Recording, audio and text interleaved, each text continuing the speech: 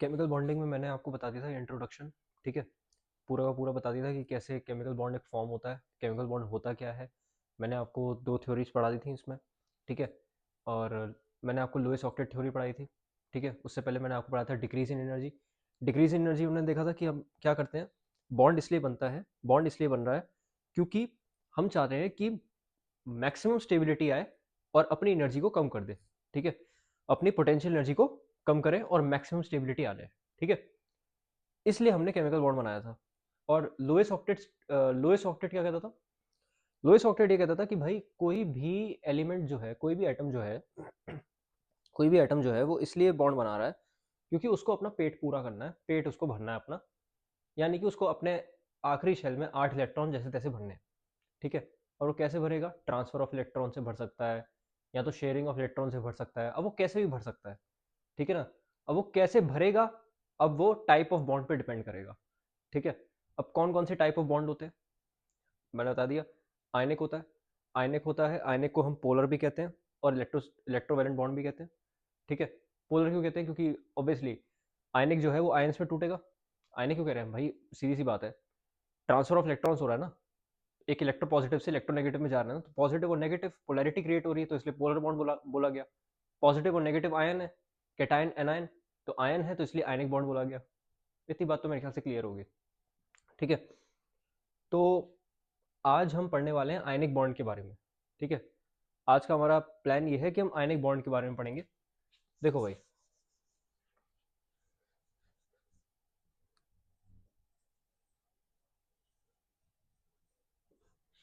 Ionic bond, ionic bond को ही हम क्या कहते हैं? इलेक्ट्रोवैलेंट बॉन्ड, या फिर इसको हम पोलर बॉन्ड भी कह सकते हैं। क्या बात क्लियर है आपको? इलेक्ट्रोवैलेंट बॉन्ड या फिर इसको पोलर बॉन्ड भी कहा जा सकता है, ठीक? अच्छा,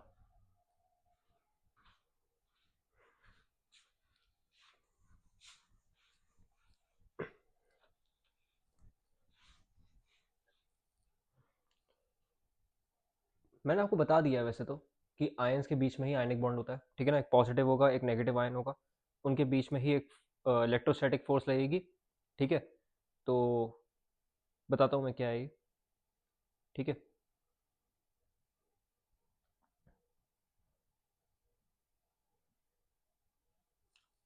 बता देता हूँ।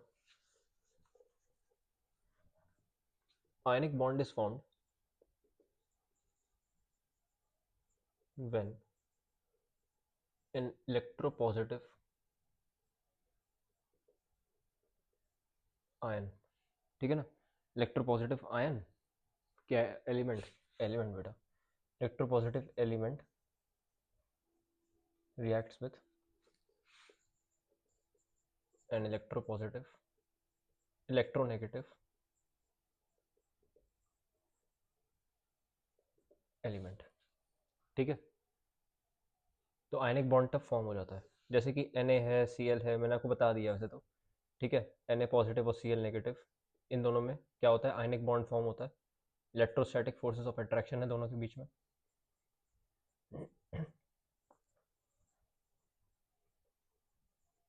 अब ये इलेक्ट्रोस्टैटिक फोर्सेस पता है क्या कर रही हैं? ये इनको बाइंड करके रख रही हैं।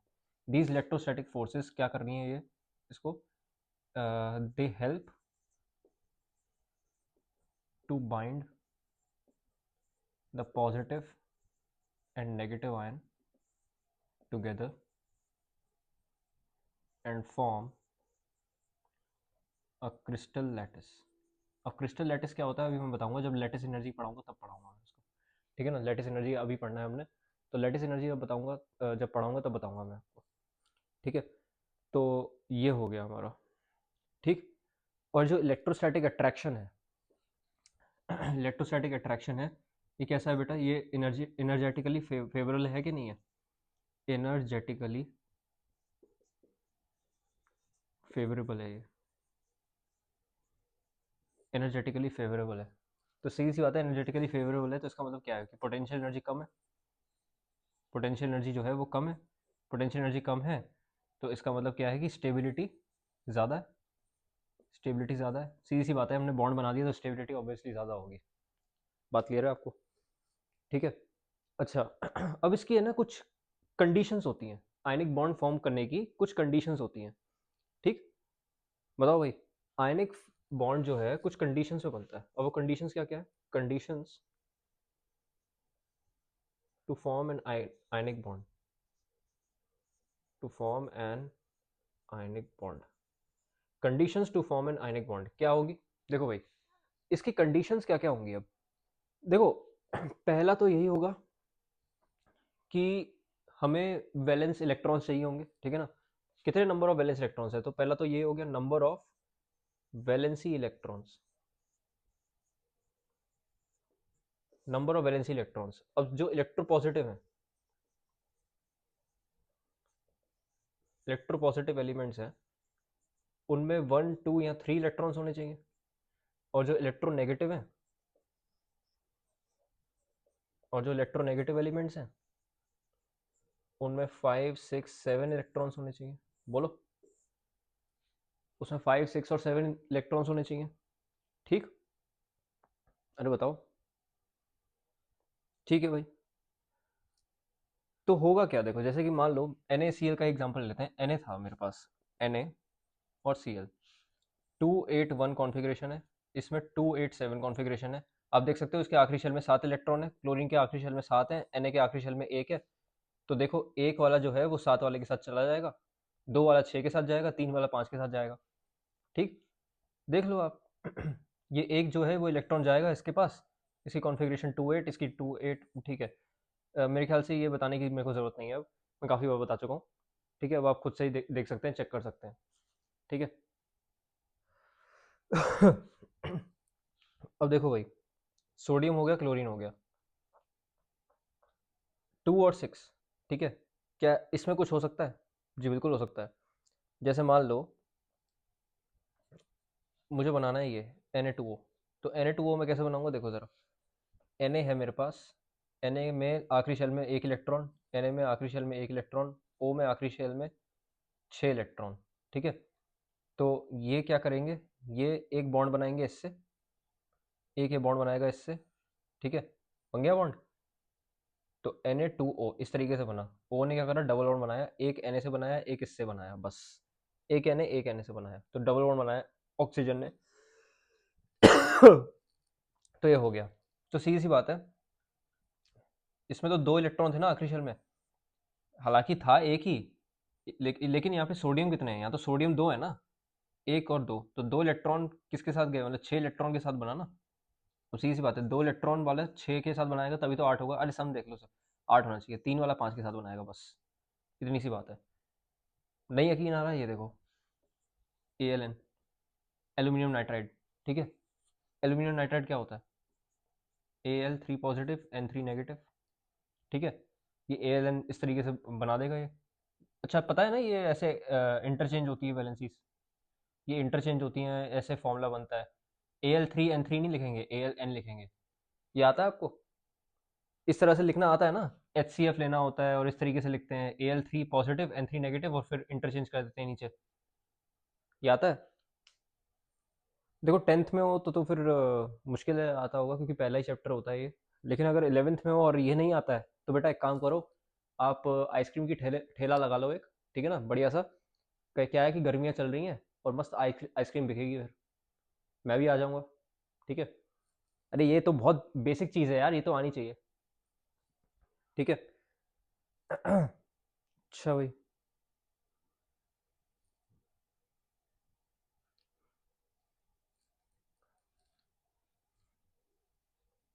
ये बात समझ में आ गई? तो पहली कंडीशन क्या है हमारी? पहली कंडीशन ये है कि नंबर ऑफ वैलेंस इलेक्ट्रॉन्स कितने चाहिए? 1 2 3 चाहिए इलेक्ट्रोपॉजिटिव में, और इलेक्ट्रोनेगेटिव में 5 6 7। क्या बात क्लियर है? ठीक है भाई। अच्छा और देखते हैं। ये तो बता दिया मैंने। अच्छा, ये तो एस और पी में हो गया। अगर मैं डी ब्लॉक की बात करूं, अगर मैं डी ब्लॉक की बात करूं, तो डी ब्लॉक में बेटा ट्रांजिशन मेटल्स आते हैं। यहाँ यहाँ बात कर लूँ मैं, ट्रांजिशन मेटल्स आते हैं। ट्रांजिशन मेटल्स में होता ये है कि इनके पास इलेक्ट्रॉन तो होते हैं देने के लिए, ठीक है ना, इलेक्ट्रॉन होते हैं इनके पास देने के लिए, दे कैन लूज इलेक्ट्रॉन और इलेक्ट्रॉन्स, ठीक है ना। मतलब कि ट्रांजिशन मेटल्स जो है वो देखो, जैसे ट्रांजिशन मेटल ये होता है, सी यू पॉजिटिव हो सकता है, सी यू टू पॉजिटिव, ठीक है ना, जेड एन टू पॉजिटिव, इस तरीके से, ठीक है। तो ट्रांजिशन मेटल्स भी लूज कर सकते हैं electrons, they can loose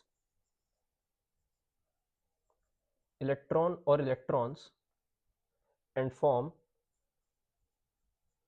and form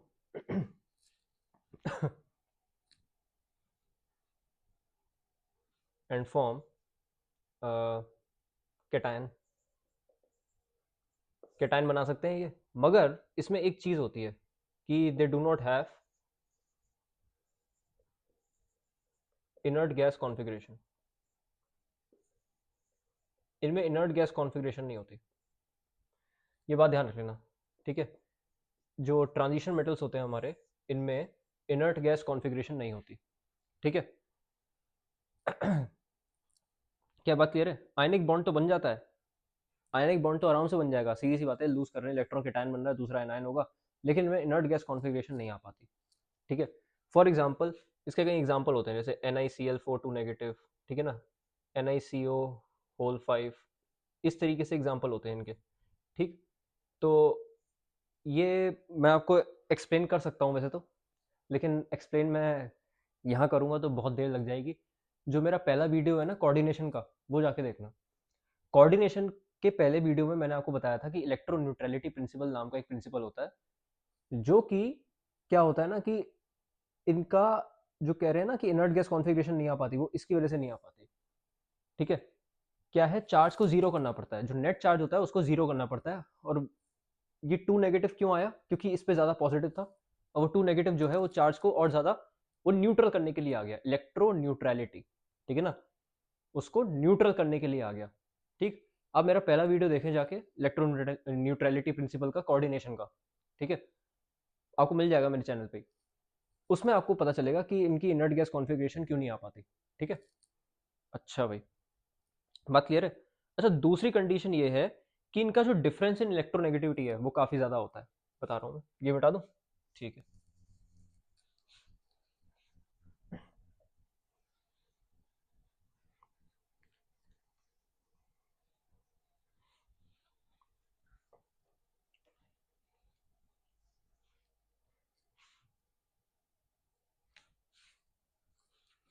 दूसरा ये कि डिफरेंस इन इलेक्ट्रोनेगेटिविटी,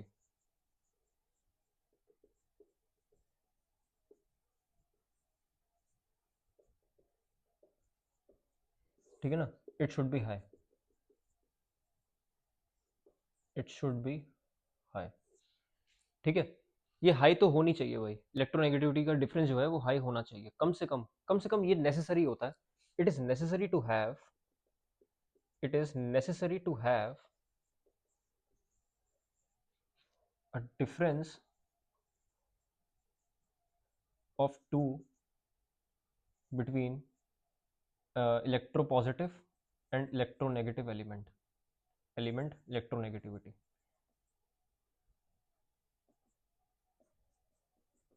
ठीक है ना।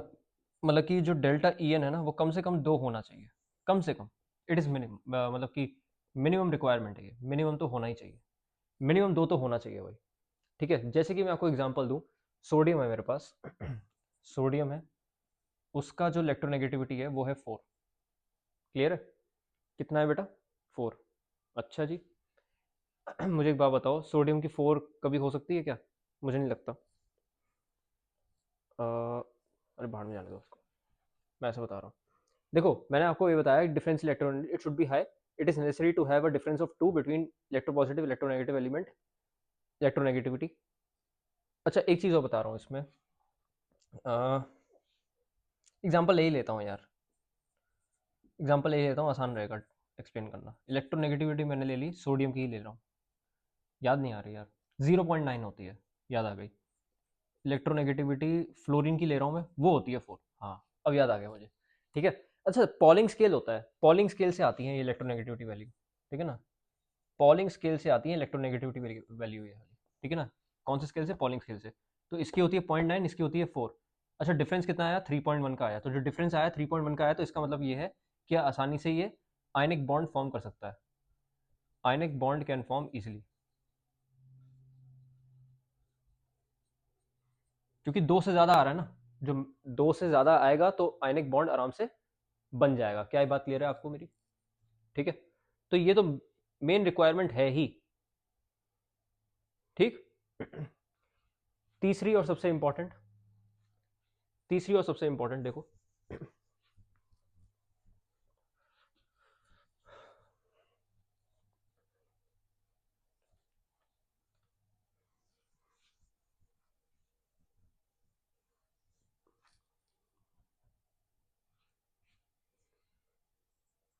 तीसरी सबसे इंपॉर्टेंट देखो जरा,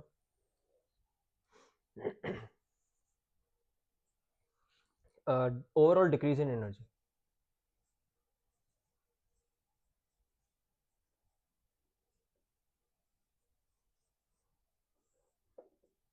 ओवरऑल डिक्रीज होना चाहिए एनर्जी में, सीधी सी बात है यार, इसमें कुछ भी नहीं है, वही है आयनाइजेशन एनर्जी शुड बी लो।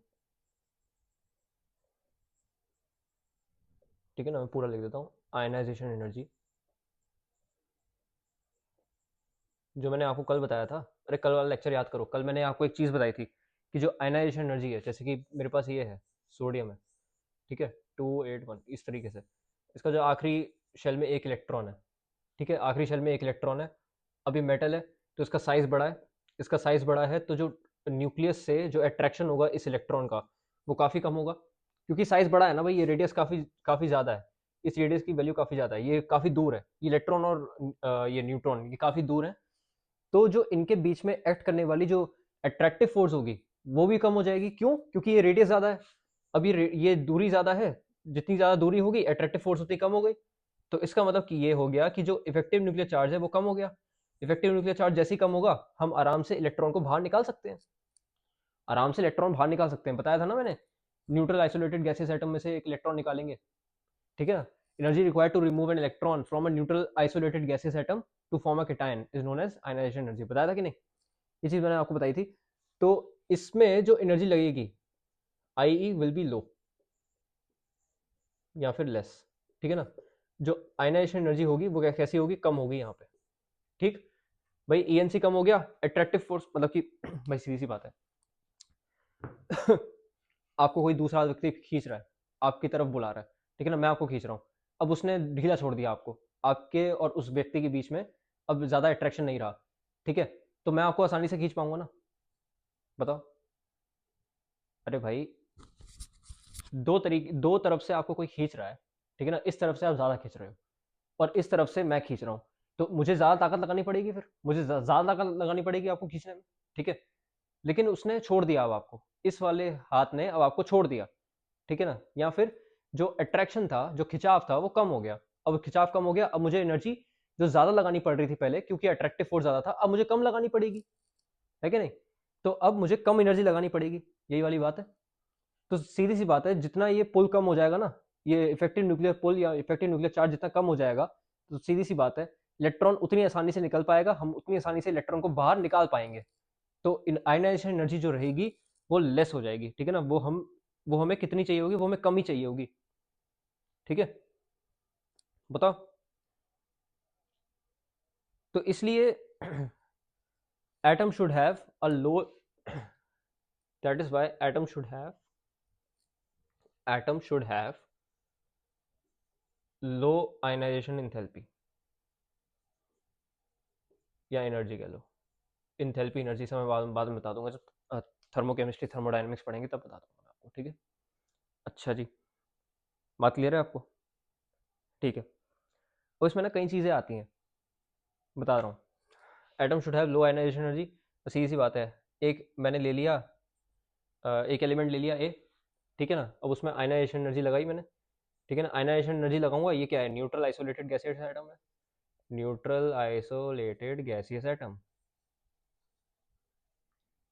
ठीक है, उसमें मैंने आयनाइजेशन एनर्जी लगाई, आयनाइजेशन एनर्जी लगाऊंगा तो ए प्लस आएगा यहाँ पे, ठीक है, ए प्लस आ गया और एक इलेक्ट्रॉन जो है वो बाहर बाहर फेंक दिया हमने, आयनाइजेशन एनर्जी लगाई है तो क्या हुआ, एक इलेक्ट्रॉन बाहर फेंक दिया ना भाई, बात क्लियर है? अरे बता दो यार,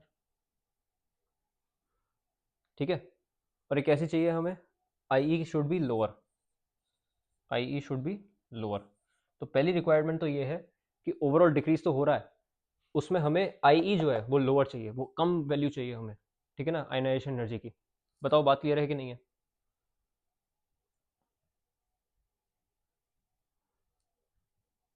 अच्छा जी। एक इलेक्ट्रॉन एफिनिटी का भी केस आता है, इलेक्ट्रॉन एफिनिटी जो है वो हाई होनी चाहिए। इलेक्ट्रॉन एफिनिटी पूरा ही लिख देता हूँ, ये तो ए वाला पार्ट मान लो इसका, एक बी वाला पार्ट होता है, बी वाला पार्ट बता रहा हूँ। इलेक्ट्रॉन एफिनिटी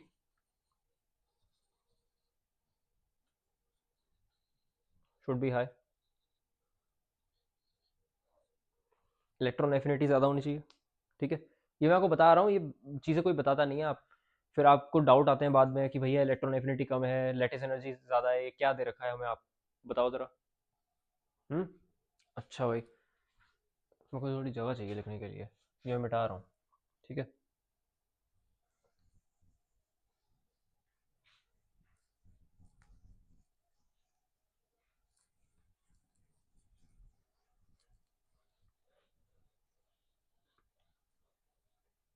देखो, electron affinity should be high, तो इलेक्ट्रॉन एफिनिटी जब हाई होगी तो मैं एक चीज़ बता देता हूँ इसमें, कि एक मान लो, एक मेरे पास ये है, एक न्यूट्रल आइसोलेटेड गैसियस एटम है।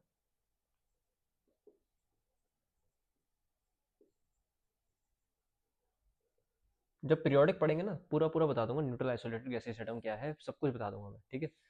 अभी बस अब यहाँ पे देख लो, बस एक इलेक्ट्रॉन मैंने ऐड करा, बी नेगेटिव बना, और साथ में इलेक्ट्रॉन एफिनिटी के बराबर की एनर्जी यहाँ पे निकल गई, ठीक है ना। तो यहाँ पे क्या लिखेंगे हम, एनर्जी इक्विवेलेंट टू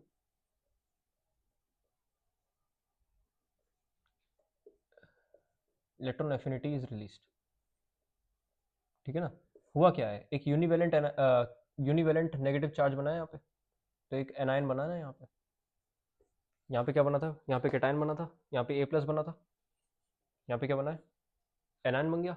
बात क्लियर है कि नहीं? ठीक है, अब लेटेस्ट एनर्जी पढ़ते हैं हम। अच्छा, और ये होनी चाहिए हाई, ठीक है, ये बात ध्यान रखना, ये हाई होनी चाहिए। और जो नेट सम आना चाहिए ना सबका, वो नेगेटिव आना चाहिए, यानी कि एनर्जी जो नेट आनी चाहिए, जो नेट एनर्जी आनी चाहिए वो एक्सोथर्मिक आनी चाहिए, ठीक। बता देता हूँ क्यों आना चाहिए क्यों नहीं आना चाहिए। देखो भाई, लेटेस्ट एनर्जी बता रहा हूँ मैं, बड़ी जल्दी आ गए हम लेटेस्ट एनर्जी पे। और देखो, लेटेस्ट एनर्जी जो है ना, बड़ा अच्छा खासा कॉन्सेप्ट है, आपके सॉलिड स्टेट में, सॉलिड स्टेट में आता है वैसे तो, ट्वेल्थ क्लास का चैप्टर होता है सॉलिड स्टेट। हालांकि सीबीएसई ने तो काट ही दिया है सॉलिड स्टेट अब, ठीक है, ट्वेल्थ से, तो आपको कॉम्पिटिशन के लिए तो पढ़ना ही पड़ता है, ठीक। तो देखो ज़रा, लैटिस क्या होता है, एक what is a crystal lattice. Crystal lattice के बारे में बात करते हैं पहले तो हम। एक क्रिस्टल लैटिस क्या होता है, क्रिस्टल लैटिस ऐसा होता है, देखो देखने में मैं आपको बता देता हूँ बुक्स में कैसे बना होता है, मैं आपको वो बता देता हूँ, ताकि आप जरा बुक्स में जब आप देखो ना, पढ़ो, आपको पढ़ने में आसानी हो। ऐसा बना होगा,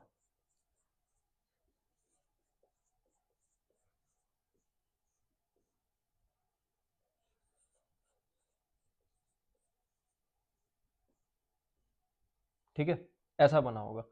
और यहाँ पे कुछ लगा होगा, यहाँ पे ए प्लस बी माइनस, ए प्लस बी माइनस, इस तरीके से, बी माइनस ए प्लस, इस तरीके से होता है। इस तरीके से क्रिस्टल लैटिस बनता है, प्लस माइनस, यानी कि कैसा लैटिस है बेटा, आयनिक क्रिस्टल है ये। कैसा लैटिस, कैसा है, आयनिक कंपाउंड का एक क्रिस्टल आ गया यहाँ पे। बात क्लियर है? तो एक तरीके से हुआ क्या है, इलेक्ट्रोस्टैटिक फोर्सेस लग रही हैं इन दोनों के बीच में, इलेक्ट्रोस्टैटिक फोर्सेस,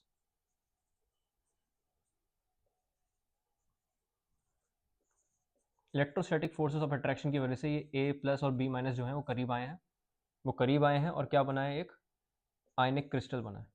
क्या बना है, एक आयनिक क्रिस्टल बना है। बात क्लियर है कि नहीं? बताओ। और जितनी ज़्यादा ये लेटेस्ट एनर्जी होगी, उतनी ज़्यादा अच्छी खासी बॉन्डिंग होगी, ठीक। जितनी ज़्यादा, क्या बोला मैंने, जितनी ज़्यादा लेटेस्ट एनर्जी होगी, higher the lattice energy, greater will be the, greater will be the case of forming an ionic compound. बता देता हूँ मैं आपको ये क्या है। लेटेस्ट एनर्जी जितनी ज़्यादा होगी, लेटेस्ट एनर्जी हाई चाहिए हमें, latest energy should be high.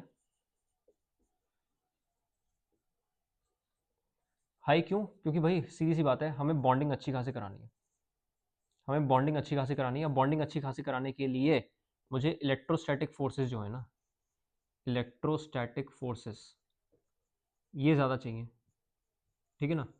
और जब ये ज़्यादा होंगी तो उससे मेरे पास क्या होगा, case of forming ionic bond will be high, ठीक है। मतलब कि लेटिस एनर्जी हाई क्यों होनी चाहिए, क्योंकि लेटिस एनर्जी अगर हाई नहीं होगी, ठीक है ना, तो बॉन्ड कमजोर फॉर्म होगा।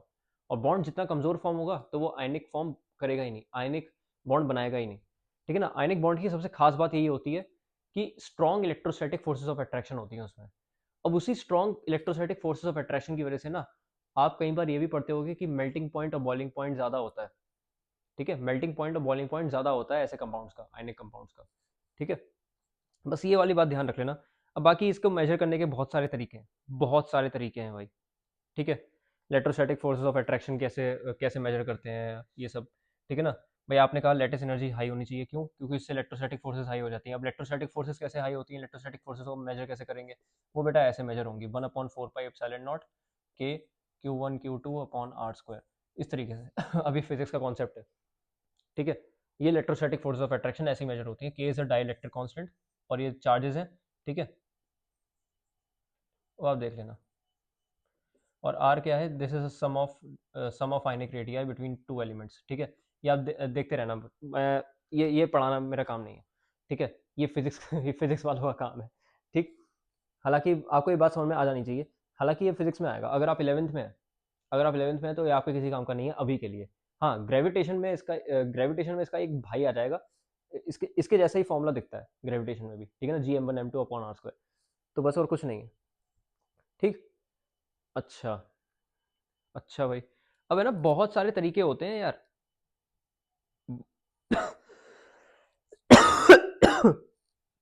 बहुत सारे तरीके होते हैं थ्योरेटिकली इसको एक्सप्लेन करने के, काफी सारे तरीके हैं, देखो जरा। उनमें से एक तरीका तो ये है, मैंने लेटेस्ट एनर्जी बता दिया वैसे, ठीक है ना, लेटेस्ट एनर्जी कम होनी चाहिए, ज्यादा होनी चाहिए, मैंने आपको बातों बातों में बता दिया ये सब, ठीक है। हालांकि अगर आप उसको मेजर करना है, आपको इसको मेजर करना है तो बॉर्न लैंडे इक्वेशन होती है, बॉर्न लैंडे इक्वेशन से हम इसको कर सकते हैं, ठीक है। बॉर्न लैंडे इक्वेशन देखो कैसी होती है, थ्योरेटिकली लेटेस्ट एनर्जी मैं एल लिख दूं, कई किताबों में एल लिखा होता है, L can be explained bye born Landé equation, ठीक है ना। बॉर्न लैंडे इक्वेशन होती है, उससे हम एक्सप्लेन कर सकते हैं। अब बॉर्न लैंडे इक्वेशन देखो कैसी होती है, देखो lattice energy is equal to, ठीक है ना, m n0z+z- डिवाइडेड बाय, मैं भूल गया, ये हो गया 1 - 1/n, इस तरीके से एक इक्वेशन होती है, ठीक है। वो वो आपको देखनी पड़ेगी बस, और ज़्यादा कुछ नहीं है, ठीक। ये देख लेना भाई, m n0z+z- e² रह गया, ठीक है ना, e² रह गया था। बकवास है ये, बेकार की बातें हैं, आपको इन सब में नहीं पढ़ना, ठीक है। आपको इन सब में नहीं पढ़ना, इसको जाने दो, ठीक है। बेकार है बेटा, हटाओ इसको, ठीक है, इसको हटाओ। आपको कुछ भी नहीं पढ़ना है इसमें, ठीक है, कुछ नहीं पढ़ना है बस आपको इसके अंदर आपको ये बताना चाहिए बस, एन नॉट की वैल्यू आपको मालूम है, एन नॉट क्या होता है, एन नॉट कुछ नहीं है, एवोगैड्रोस नंबर है, एवोगैड्रो नंबर, एवोगैड्रोस नंबर होता है 6.022 10⁻23, ठीक है। ये होता है बस, बाकी कुछ नहीं है, बाकी सब बाहर में जाने दो, ठीक। मेडलन कांस्टेंट आपको कुछ नहीं पढ़ना है इसमें से, ठीक। अच्छा, और क्या बताऊँ आपको, ये तो हो गया। तो आपने क्या सीखा, आपने ये सीखा कि लेटिस एनर्जी हाई होनी चाहिए, lattice energy should be high, electron affinity should be high, ionisation energy low होनी चाहिए, ठीक है। और एक बात और सीख लो, L E plus E A plus I E, इन तीनों का सम जो आना चाहिए ना वो नेगेटिव आना चाहिए भाई, ठीक है ना। इन तीनों का सम कैसा आना चाहिए, नेगेटिव आना चाहिए, इट शुड बी नेगेटिव। ये इंपॉर्टेंट कंडीशन है, इंपॉर्टेंट कंडीशन, ठीक है। L E plus E A plus I ई कैसा आना चाहिए बेटा, नेगेटिव आना चाहिए। ठीक, ये बात है। अब नेगेटिव का मतलब पता है क्या है, नेगेटिव का मतलब है एक्सोथर्मिक रिएक्शन।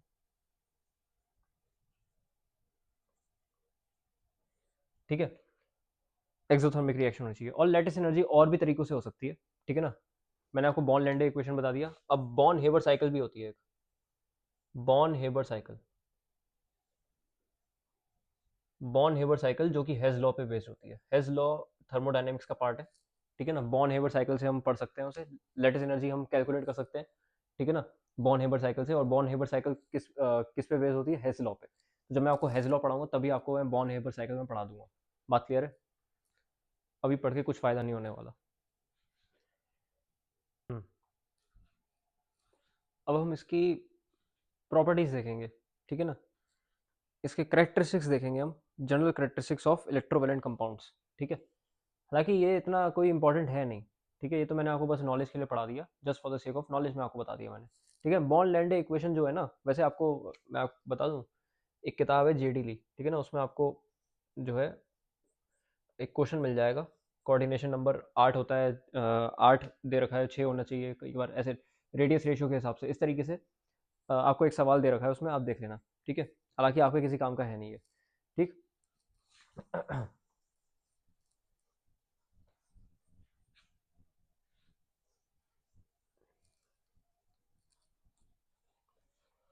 अब हम इसके कुछ जनरल करेक्टरिस्टिक्स देखते हैं। अरे यार ये मैंने मिटाया क्यों, चल छोड़ो।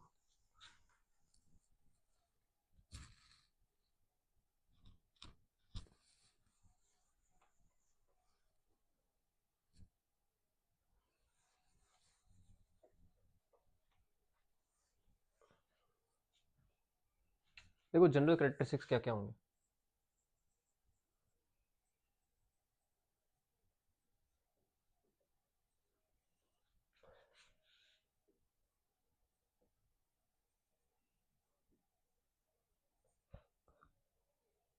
इलेक्ट्रोवेलेंट कंपाउंड्स को हम आयनिक कंपाउंड्स भी कहते हैं, ठीक है ना। अच्छा, तो इलेक्ट्रोवेलेंट कंपाउंड्स के जनरल करेक्टरिस्टिक्स पहले तो होगा कि क्रिस्टलाइन नेचर होता है। सी सी बात है यार, क्रिस्टलाइन नेचर मैंने आपको अभी बताया था ना, मैंने मिटा दिया यार वो।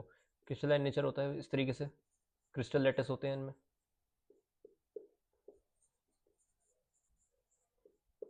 एक क्रिस्टल फॉर्म हो जाता है यहाँ पे, एक क्रिस्टल होता है आयनिक क्रिस्टल, ठीक है ना, एक आयनिक क्रिस्टल होता है इनका, इस तरीके से, ठीक है। इस तरीके से एक आयनिक क्रिस्टल होता है। तो क्रिस्टलाइन नेचर बस यही है इनका और कुछ नहीं। जो इलेक्ट्रोवेलेंट कंपाउंड्स हैं आपके, जो इलेक्ट्रोवेलेंट कंपाउंड्स हैं वो बेसिकली किससे बने हुए हैं, आयन से बने हुए हैं। दे आर कॉन्स्टिट्यूट आयंस, ठीक है ना, आयन से बने हुए हैं। आयन से बने हुए तो क्या फॉर्म करेंगे, आयनिक क्रिस्टल्स, ए प्लस बी माइनस टाइप, ठीक है ना, इस तरीके से। जैसे NaCl है, NaCl है नमक का, नमक का एक क्रिस्टल होता है, ठीक है ना, नमक का एक क्रिस्टल होता है। तो बस, तो ये इस तरीके से क्रिस्टल्स में एग्जिस्ट करते हैं, ठीक। इनका कुछ कोऑर्डिनेशन नंबर होता होगा, ठीक है ना, मतलब ये कितने बॉन्ड बनाते हैं ये, ठीक है। कितने लाइगेंड से एक मेटल जो है वो बॉन्ड करता है, कोऑर्डिनेट बॉन्ड बनाता है, ठीक है। तो जितने वो बॉन्ड बनाएगा वही उसका कोऑर्डिनेशन नंबर होगा, ठीक है। मेरा जो वीडियो है कोऑर्डिनेशन केमिस्ट्री का, क्रिस्टल फील्ड थ्योरी का, क्रिस्टल फील्ड थ्योरी का, वो आप जाके देखना।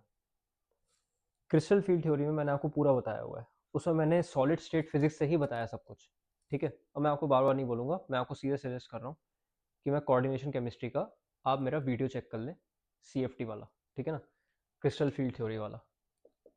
उसमें मैंने आपको पूरा डिटेल में बता रखा है कि कोऑर्डिनेशन नंबर क्या है, ये सब सब कुछ बता रखा है उसमें, एक एक डिटेल है उसके अंदर, ठीक है। अच्छा, ये हो गया। दूसरा, इसका high melting and boiling point होता है, high melting and high boiling point.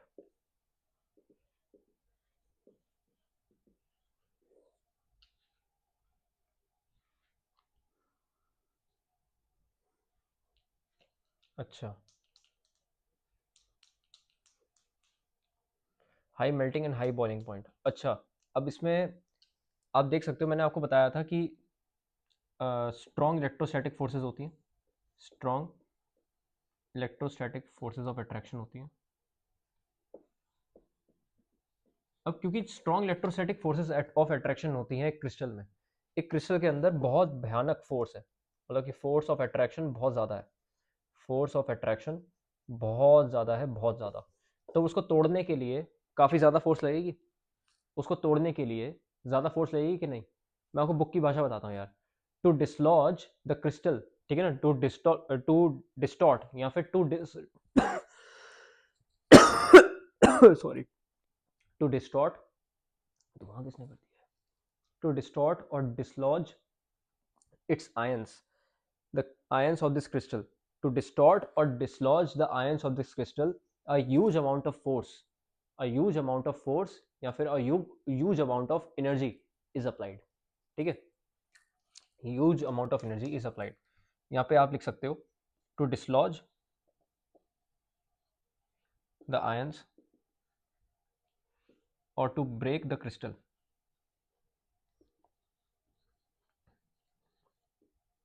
a huge amount of energy, a huge amount of energy is applied, ठीक है। अब बहुत ज़्यादा एनर्जी चाहिए, बहुत ज़्यादा एनर्जी चाहिए भाई, बहुत ज़्यादा गर्म करना पड़ेगा, और जितना ज़्यादा गर्म करना पड़ेगा उतना ज़्यादा मेल्टिंग पॉइंट बढ़ गया।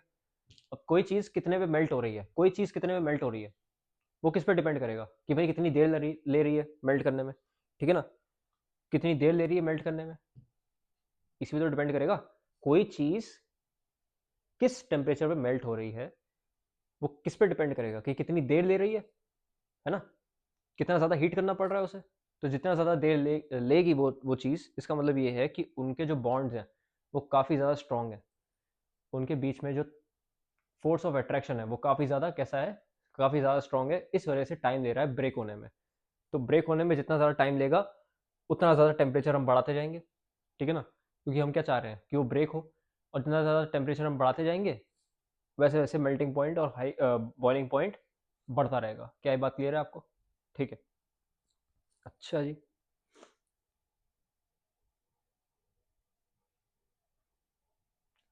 ठीक है, अब high melting point, high boiling point तो मैंने बता दिया, they are hard and brittle, सख्त होते हैं काफ़ी, हार्ड एंड ब्रिटल होते हैं, ठीक है। NaCl का तो एग्जांपल दे ही दिया मैंने, ठीक। बताओ हार्डनेस क्यों हुई, हार्डनेस इसलिए हुई क्योंकि इनमें स्ट्रॉन्ग फोर्सेस ऑफ अट्रैक्शन होती हैं यार, सीधी सी बात है, स्ट्रॉन्ग फोर्सेस ऑफ अट्रैक्शन की वजह से ही हार्डनेस आई इनके अंदर। क्या बात क्लियर है? अच्छा जी। हाँ, चौथा पॉइंट लिखें सॉल्युबिलिटी, और सॉल्युबिलिटी जो है वो इंपॉर्टेंट है, सॉल्युबिलिटी इंपॉर्टेंट हो जाएगा। सॉल्युबिलिटी जो है वो आपका एक ऑर्गेनिक में भी आएगा, एक केसेस का ऑर्गेनिक में भी आएगा, जो मैं आपको वुड्स रिएक्शन पढ़ाऊंगा, ठीक है ना। हालांकि वो तो उसमें कोई आयनिक क्रिस्टल नहीं होता, उसमें सिर्फ एक मेटल यूज़ करते हैं हम सोडियम का, लेकिन उसमें भी सॉल्वेशन का एक अच्छा खासा एक कॉन्सेप्ट है, मैकेनिज्म में है। जब हम ड्राई ईथर यूज़ करते हैं ना, तो ड्राई ईथर जो है सॉल्वेट करता है Na के साथ, वो सब बताना पड़ता है, ठीक है, ये वाली बात है। सॉल्वेशन का एक सॉल्वेशन का इंपॉर्टेंस बहुत है यार, सॉल्वेशन एनर्जी का इंपॉर्टेंस बहुत है। पोलर प्रोटिक सॉल्वेंट हम यूज़ करते हैं SN1 में, ठीक है, तो उसमें भी हम देखेंगे सॉल्वेशन का रोल क्या होता है इसके अंदर।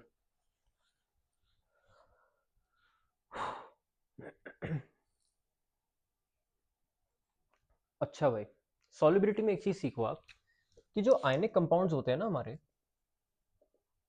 आयनिक compounds are basically polar compounds,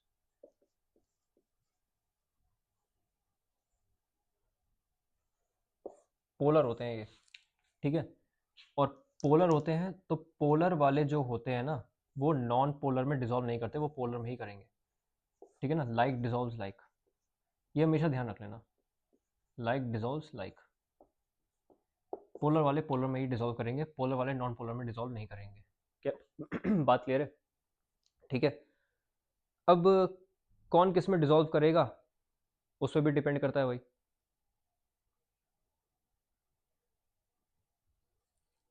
ठीक है, कौन किस में डिसॉल्व करेगा उस पर डिपेंड करता है। वो डाइलेक्ट्रिक कांस्टेंट होता है, उस पर डिपेंड करेगा डाइलेक्ट्रिक कांस्टेंट। चलो बता देता हूँ मैं आपको। बेसिकली डाइलेक्ट्रिक कांस्टेंट एक ऐसी चीज़ है जो ये बताता है कि कौन बेहतर सॉल्वेंट है, मतलब कि सॉल्वेंट तो अच्छा है। जैसे वाटर है ना, वाटर का बताता हूँ, चलो बोलना नहीं आ रहा मुझे। वाटर है, उसका डाइलेक्ट्रिक कांस्टेंट 81 होता है। ठीक है, तो इसका मतलब पता है क्या है कि वाटर में अगर मैंने कोई सॉल्यूट डाल दिया, ध्यान से सुनना मेरी बात, वाटर में अगर मैंने कोई सॉल्यूट डाल दिया तो उस सॉल्यूट का साइज पानी में जाते ही पानी में घुलते ही जो सॉल्यूट का जो साइज होगा ना, वो पहले से 1/81 टाइम्स हो जाएगा। मतलब कि 1/81 टाइम्स वो छोटा होता चला जाएगा। ठीक है, ये वाली बात है। डाइलेक्ट्रिक कांस्टेंट वाटर का ज्यादा है। ठीक है, 81 81 है। फिर मिथाइल अल्कोहल का आ जाता है 35, इथाइल अल्कोहल का 28, इस तरीके से है। ठीक है, वाटर का 81 होता है, मिथाइल अल्कोहल का देख लो 35, इथाइल अल्कोहल का, इथेनॉल का देख लो 27, 28, ऐसे ही होता है, 27, 28 के आसपास ही होता है। ठीक है, तो इस तरीके से तो वाटर जो है उसका 81 का डाइलेक्ट्रिक कांस्टेंट होता है, इसलिए कभी कभार वाटर को हम यूनिवर्सल सॉल्वेंट कहते हैं। Water is a universal solvent. ठीक है ना, यही रीजन है। डाइलेक्ट्रिक कांस्टेंट ज़्यादा है तो इसलिए यूनिवर्सल सॉल्वेंट कह देते हैं। अब इनका क्या है, इनका मैंने आपको बता दिया कि पोलर वाले जो हैं पोलर में सॉल्युबल होंगे, दे आर फेयरली सॉल्युबल। मैं आपको बता देता हूँ आयनिक कंपाउंड जो हैं are fairly soluble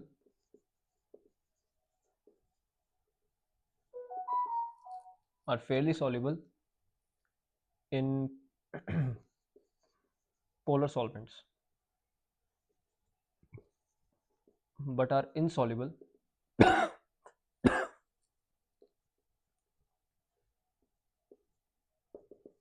in non-polar solvents।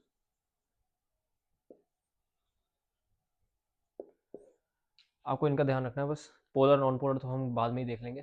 ठीक है, पोलर क्या होता है, नॉन पोलर क्या होता है, वो सब हम बाद में देखेंगे। ठीक है, जब डाइपोल मोमेंट पढ़ा रहा हूँ तब देखेंगे हम। ठीक, बोलो।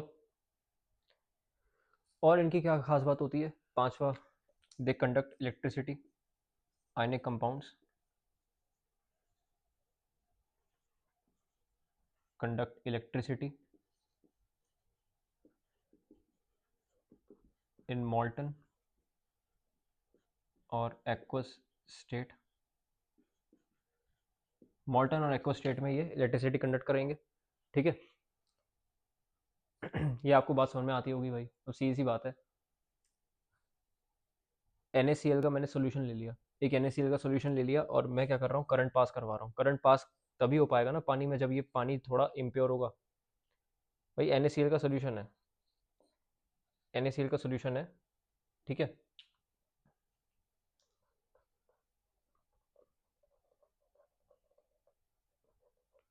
और मैं इसमें क्या कर रहा हूँ, मैं इसमें इलेक्ट्रिसिटी अगर पास करवाऊंगा तो अच्छे खासे तरीके से पास हो जाएगी, कोई दिक्कत वाली बात नहीं है NaCl सोल्यूशन से। क्यों, क्योंकि NaCl का बेटा सोल्यूशन है ये, NaCl भी है और साथ में पानी भी है। ठीक है, तो पानी, अगर मैं प्योर पानी ले दूंगा ना, प्योर वाटर ले लूंगा, डिस्टिल्ड प्योर वाटर, तो वो नहीं कर पाएगा। हमेशा इम्प्योर वाटर ही कर पाता है। इलेक्ट्रिसिटी को कंडक्ट कौन करवा करवा पाता है, इम्प्योर वाटर करवा पाता है। प्योर वाटर डिस्टिल्ड वाटर ले लोगे तो नहीं कर पाएगा। 3 इडियट सबने देखी होगी। ठीक है, उसमें वो कैसे उसका एप्लीकेशन उसमें दिखाया गया है इसमें। ठीक है ना, शुरुआत वाली सीन में ही जब उसकी रैगिंग हो रही होती है तो आपने देखा होगा। ठीक है ना, कि इम्प्योर वाटर, ठीक है ना, is a good conductor of electricity. Impure water या salt water is a good conductor of electricity, उसने बोला था ना। अच्छा, तो ये वाली बात है। और इसमें क्या बताऊं यार, एक्चुअली क्या है ना, ये कुछ ज़्यादा ही ईजी टॉपिक है, इसलिए मेरे को कुछ मिल नहीं पा रहा बताने के लिए। इजी इजी से मेरा मतलब है कि देखो ऐसा होता है कि जब बहुत ज़्यादा इजी मिल जाए ना आदमी को तो वो सह नहीं पाता। बहुत ज़्यादा इजी टॉपिक है। अगर ये कोई बड़ा टॉपिक होता ना, MOT, VS, EPR, तो मैं बोलता रहता मैं चुप ही ना होता। ठीक है, अब मेरा कोऑर्डिनेशन का वीडियो देख लो, कोऑर्डिनेशन का सीएफटी का वीडियो देख लो, ठीक है। बड़े बड़े कॉन्सेप्ट है, एक्सप्लेन करने में मज़ा भी आता है। ये तो बहुत छोटा सा है, ईजी सा है, तो ये तो आप आराम से कर लोगे, इसमें कोई दिक्कत वाली बात है नहीं, ठीक है। अच्छा भाई, आज के लिए इतना ही करें, आज के लिए इतना ही करते हैं, ठीक है। अब कल मैं कोवलेंट बॉन्ड पढ़ाऊंगा आपको, ठीक है। कोवलेंट बॉन्ड में म्यूचुअल शेयरिंग होती है, कोवलेंसी, कोवलेंसी तो मैंने आपको पढ़ा दिया। एक्साइटेशन थ्योरी भी हो गई, एक्साइटेशन थ्योरी के बाद जो पीरियोडिक और चार्ज कॉन्ट्रैक्शन था वो भी हमने कवर कर लिया। उसी में आपने पढ़ लिया था कि PH3 जो है एग्जिस्ट करता है, PH5 एग्जिस्ट नहीं करता। काफ़ी मेजर मेजर जो चीज़ें थी जो पी ब्लॉक में आती, वो मैंने आपको उसी में करवा दी, पीरियोडिक कॉन्ट्रैक्शन और चार्ज कॉन्ट्रैक्शन में, ठीक है। तो कोवलेंसी देखेंगे, लुइस डॉट स्ट्रक्चर्स देखेंगे, ठीक है। ऑक्टेट रूल देखेंगे, ये सब आगे आने वाले लेक्चर्स में हम देखते रहेंगे, ठीक है। कोऑर्डिनेशन, कोऑर्डिनेट बॉन्ड भी देखेंगे हम, ठीक है ना। कोऑर्डिनेट बॉन्ड क्या होता है, बस थोड़ा सा एक्सप्लेनेशन देना उसके अंदर लोन पेयर के बारे में, बाकी मुझे कुछ नहीं करना, ठीक है। उसके बाद हम ऑर्बिटल्स के बारे में थोड़ा बहुत स्टार्ट कर देंगे, उसके बाद हमारा काम हो जाएगा, ठीक। MOT BSEPR ये बहुत इंपॉर्टेंट है आपके लिए, तो आपको पढ़नी पड़ेगी, ठीक है। हाइब्रिडाइजेशन ये सब आपको पढ़ना पड़ेगा, हाइब्रिडाइजेशन बड़ा मस्त पढ़ाऊंगा मैं, मेरा प्रॉमिस है, हाइब्रिडाइजेशन में बहुत बहुत अच्छा पढ़ाऊंगा आपको, ठीक है। अच्छा, मेरे पास है ना एक रिक्वेस्ट आई थी कि भैया PYQs है ना पैरेलली करवा दिया करो। वो मैं करवा दूंगा, वो कोई दिक्कत वाली बात नहीं है। एक्चुअली क्या है, अभी तो मैं बस कवर कराने पे चल रहा हूँ, मुझे मालूम है कब डालनी है। जब मैं आपको MOT VSEPR पढ़ा दूंगा ना, MOT VSEPR ये काफ़ी बड़े बड़े टॉपिक्स हैं इस चैप्टर के अंदर, तो जब मैं वो पढ़ा दूंगा आपको तो मैं आपको PYQs करवा दूंगा। IIT JEE जैम नीट जितने भी जो भी PYQs होंगे, इंपॉर्टेंट PYQs होंगे, वो मैं आपको करा दूंगा, सेपरेट वीडियोस डाल दूंगा, कोई दिक्कत वाली बात नहीं है, ठीक है। PYQs कराने हैं मुझे, मुझे मालूम है, ठीक है। अच्छा, thank you very much, bye bye.